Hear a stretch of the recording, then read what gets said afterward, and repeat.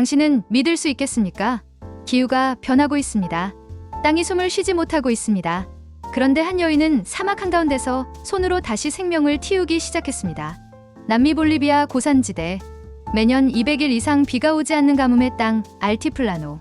이곳에서 새 아이를 키우며 살아가는 한 여성이 있습니다. 이름은 루시아 칼레리. 풀은 죽어가고 마을은 텅 비어가고 희망은 바닥을 드러냈습니다. 그런데 한국에서 온 한 남자의 등장으로 그녀의 인생도 마을의 운명도 송두리째 바뀌기 시작합니다. 태양광으로 물을 끌어올리고 드론으로 감자의 건강을 진단하며 전통 농법과 AI를 결합한 마법 같은 변화. 도대체 그들에게 무슨 일이 있었던 걸까요? 그리고 이 절망의 땅에 심긴 푸른 약속은 정말 꽃을 피웠을까요? 지금부터 그 믿기 힘든 여정을 함께 따라가 보시죠. 잠깐 1초만 투자해서 좋아요, 구독 눌러주세요. 안녕하세요. 저는 볼리비아 알티플라노 고산지대의 작은 마을 우유니 근처에 살고 있는 루시아 칼레리라고 합니다. 새아이의 엄마이자 가족 농장을 이어가고 있는 평범한 농부입니다. 제가 이렇게 글을 쓰는 이유는 지난 몇 해 동안 겪은 일들을 누군가에게 들려드리고 싶어서입니다. 그 이야기가 혹시 다른 누군가에게 작은 희망이 될 수도 있다는 생각이 들었습니다. 알티플라노 지역은 해발 3,800m가 넘는 고산지대입니다. 공기는 희박하고 일교차는 크고 해는 무섭도록 뜨겁습니다. 하지만 저희는 그 땅에서도 퀴노아와 옥수수, 감자 같은 작물을 길러왔습니다. 제 아버지는 농부셨고 그분의 아버지도 그러하셨습니다. 저는 어린 시절 늘 땅 냄새를 맡으며 자랐습니다. 먼지가 풀썩 일어나는 건조한 흙바닥을 손으로 고르며 아버지가 늘 하시던 말을 떠올리곤 했습니다. 이 땅은 지금 말라있지만 헛되이 말라있지 않아. 언젠간 다시 숨 쉴 날이 올 거야. 그렇게 믿었기에 저는 도시로 유학을 갔다가도 아버지가 돌아가신 후 미련 없이 고향으로 돌아왔습니다. 삶은 고됐지만 흙을 만지고 하늘을 바라보는 날들이 저에겐 의미였습니다. 하지만 그런 믿음도 무너지는 순간이 오더군요.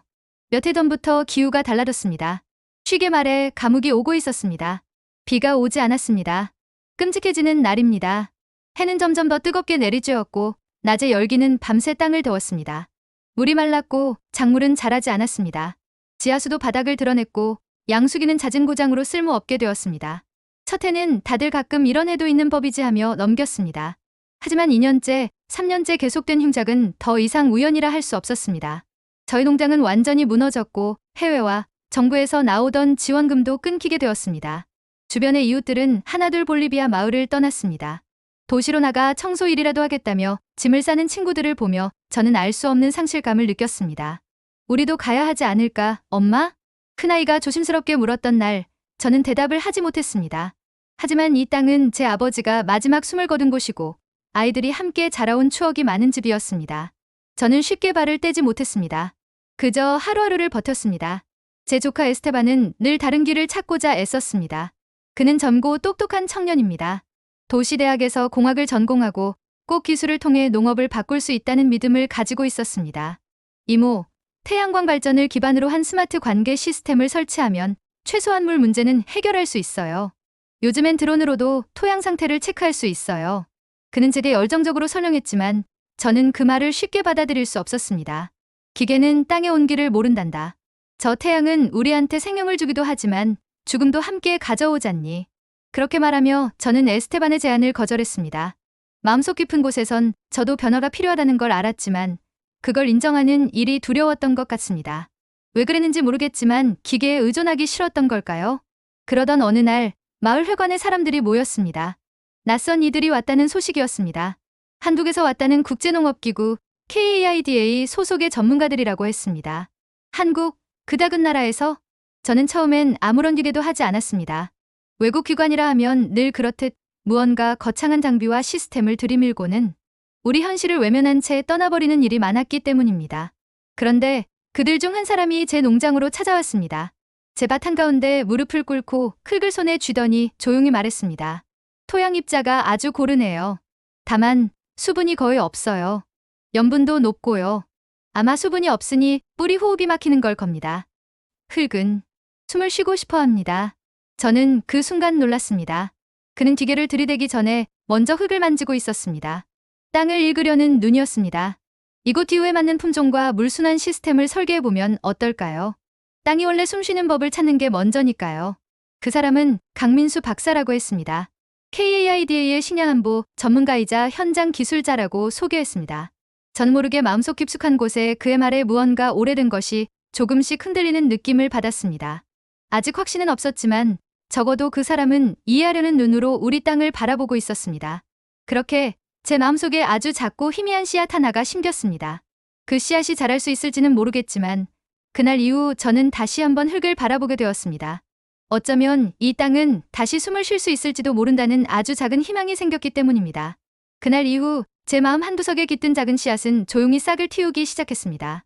KAIDA, 그 이름조차 생소했던 한국의 국제농업기구는 단순한 장비 제공이나 일회성 지원이 아닌 우리 땅의 언어를 먼저 들으려는 사람들로 구성되어 있었습니다. 한국에서 온 강민수 박사는 마을에 머물며 하나하나 우리 삶의 패턴을 살피고 토양 샘플을 채취해 분석하고 주민들과 눈을 맞추며 이야기를 나눴습니다. 그가 우리와 같은 식탁에 앉아 찐 감자를 나눠 먹는 모습은 마치 오래전 떠난 형제가 돌아온 듯한 느낌을 주었습니다. 제가 마음을 완전히 연 것은 그가 제 밭 앞에서 제 아이들과 놀아주던 순간이었습니다. 흙먼지가 날리는 밭두렁에서 아이들과 함께 손바닥으로 미니댐을 만들며 물기를 잡는 모습을 보며 저는 처음으로 이 사람은 그냥 기술자가 아니구나라는 생각을 했습니다. 루시아 씨, 우리는 씨앗을 주러 온 게 아닙니다. 이곳에 맞는 씨앗을 함께 찾아가는 것이 우리의 방식입니다. 그 말은 제가 여태껏 받아왔던 그 어떤 말보다 진실되게 들렸습니다. 이후 KAIDA는 우리 마을에 기후 맞춤형 고산 감자 품종을 시험적으로 도입했습니다. 동시에 에스테반이 그토록 주장하던 태양광 기반 지하수 펌프 설치도 지원받을 수 있게 되었고 데이터 기반의 디지털 농업 일지 시스템도 함께 도입하게 되었습니다. 저는 처음엔 그 시스템이 복잡하게만 느껴졌습니다. 종이에 적던 날씨나 물 주는 시간도 이젠 태블릿 화면에 입력해야 했습니다. 하지만 KAIDA의 기술자들은 저희 같은 고령 농부들을 위해 최대한 직관적인 화면과 도식으로 시스템을 구성해 주었고 아이들이 도와주며 저도 곧 익숙해졌습니다. 에스테반은 눈을 빛내며 드론으로 밭 상태를 모니터링하고 태양광 패널의 발전량을 체크하며 마치 농업 기술자의 삶을 살아가는 듯 했습니다. 물론 마을 전체가 이 변화를 반긴 것은 아닙니다. 마르타 이모를 비롯한 원로분들은 전통 농법의 가치를 잃는 것에 대한 두려움을 감추지 않으셨습니다. 땅은 사람의 손길을 기억하오. 그걸 잊지 말게. 마르타 이모의 그 말씀은 제게 큰 울림이었습니다. 그래서 저는 KAIDA 측에 우리 전통 농법과 병해충 관리 방식, 물두는 시기 등을 함께 분석해둘 수 있느냐고 물었습니다. 놀랍게도 한국에서 온 강 박사는 그 제안을 반갑게 받아주셨습니다. 그리하여 마르타 이모는 감자의 수확 주기를 데이터 시스템에 반영하는데 자문을 하게 되었고 해충 예보에도 그녀의 지식이 쓰였습니다. 그렇게 우리는 전통과 기술을, 경험과 데이터를 엮어가는 새로운 농업의 길을 함께 걷기 시작했습니다. 그러고 어느 날 기대 없이 하루하루 지나다가 처음으로 감자 싹이 튀던 날 저는 아이들과 밭 한복판에서 껴안고 울었습니다. 정말 감동적이었습니다. 한국에서 온 강 박사팀은 뒤에서 미소를 띠고 있었습니다. 비는 오지 않았지만 땅속에서 생명이 움트고 있었습니다.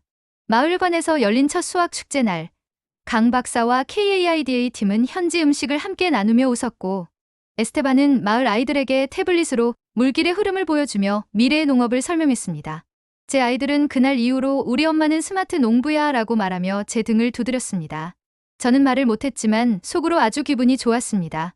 드디어 해냈다는 생각에 아버지에게도 부끄럽지 않을 수 있었습니다. 저희는 그렇게 조금씩, 아주 조금씩 달라지고 있었습니다. 붉은 사막의 흙 위에 희망이라는 이름의 씨앗이 자라고 있었습니다. 그리고 그 씨앗을 틔운 건 한국에서 온 연구진들과 마을 사람들과 우리가 함께 만든 약속이었습니다. 시간이 흘러 두 번째 해의 재배기가 다가왔습니다. 우리 마을은 이제 이전과는 많이 달라져 있었습니다. 밤마다 태양광 패널이 반짝이고 농부들의 손엔 태블릿이 들려 있었습니다. 엄청난 발전이었습니다. 에스테반은 마을 청년들을 모아 데이터 수집팀을 만들었고 마르타 이모는 감자 수확 예측 모델에 참여하며 젊은 세대와의 거리를 좁혀갔습니다. 저도 어느새 매일 아침 날씨 데이터를 입력하고 작물 상태를 기록하며 하루를 시작하는 것이 익숙해졌습니다. 아이들은 스마트폰으로 제가 수확한 감자를 사진 찍어 온라인에 올리기도 했습니다. KAIDA 팀과의 협업도 끈끈해졌습니다.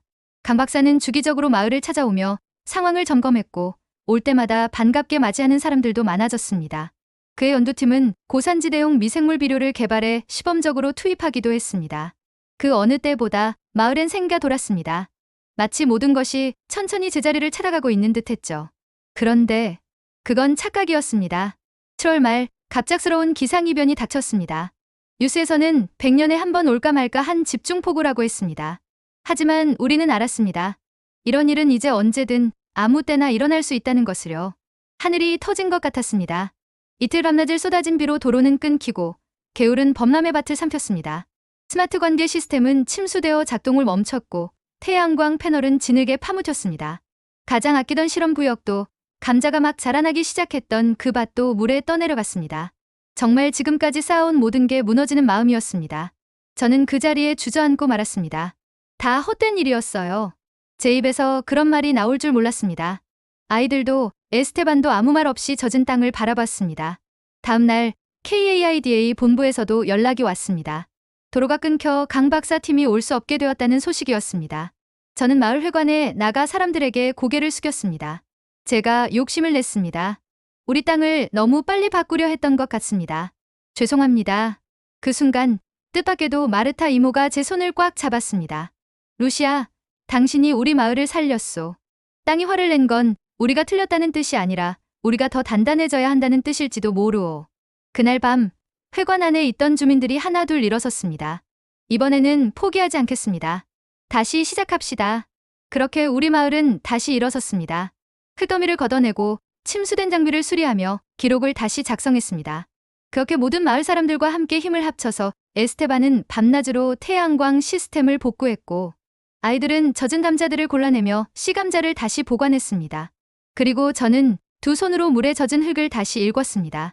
상처가 나고 손끝이 트고 갈라졌지만 몸은 부서질 듯이 힘들었습니다. 그 흙의 온기는 여전히 살아있었습니다.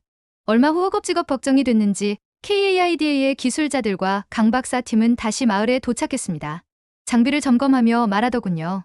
데이터는 날아갔지만 농부들의 노하우는 그대로네요. 이건 훨씬 더 강력한 자산입니다. 그 말이 어쩌면 저희가 다시 일어설 수 있었던 진짜 이유였을지도 모릅니다. 우리는 기계의 힘으로 이겨낸 게 아니었습니다. 서로의 손을 놓지 않았기 때문에 버텨낼 수 있었습니다. 땅은 또다시 우리에게 말하고 있었습니다. 그 후로 새해가 더 흘렀습니다. 저희 마을 작은 알티플라노 고산지대의 한 구석은 이제 볼리비아 농업청 공식 문서에 기후 스마트 농촌 모델 마을 1호로 등록되어 있습니다. 누구도 상상하지 못했던 일이었습니다. 폭풍우가 지나간 뒤 우리는 포기하지 않았습니다. 잃은 것이 많았지만 남은 것을 지켰습니다. KAIDA는 물러서지 않았고 우리도 멈추지 않았습니다. 그들과 우리는 다시 손을 맞잡고 시스템을 복구하고 작물 데이터 기록을 재정비했습니다. 에스테반은 이제 기술 청년 농부로 불리며 정부 지원을 받아 지역 청년들에게 스마트 농업을 교육하고 있습니다. 돈을 날리며 감자잎의 질병을 진단하는 그의 모습은 마치 도시의 과학자가 된 듯합니다. 마르타 이모는 지역 농학교의 특별 강사로 위촉되었고 그녀의 지혜는 지금도 우리 감자밭 곳곳에 살아 숨쉬고 있습니다. 저희 아이들은 마을에서 열린 청소년 기후 농업 캠프에서 직접 씨감자를 심고 스스로 데이터를 기록하며 자라났습니다. 큰아이는 이제 고등학생이 되었고 기후 농업 연구원이 되겠다는 꿈을 이야기합니다. 그리고 저는 얼마 전 대통령궁으로부터 연설 초청을 받았습니다. 처음엔 믿을 수 없었습니다. 이 작고 먼 산골 마을의 농부가 대통령 앞에서 연설을 하게 되다니요. 하지만 강 박사는 웃으며 말했습니다.